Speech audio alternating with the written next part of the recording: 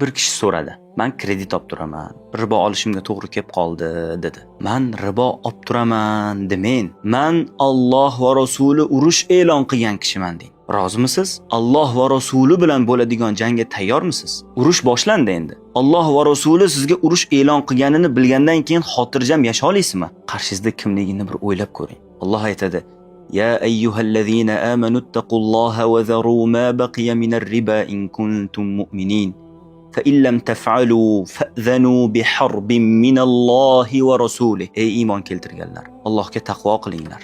Allohdan qo'rqinglar. Agar mu'min bo'lsangiz, riboni qoldig'ini ham tashlanglar. Agar undoq qilmasanglar, Alloh va Rasuli tarafidan bo'ladigan urushga ishonavering. Ribo oluvchi kishi Rasululloh sallallohu alayhi vasallam taraflaridan la'natlangan. Va olgan kreditimiz bilan biz boy bo'lib qolmaymiz.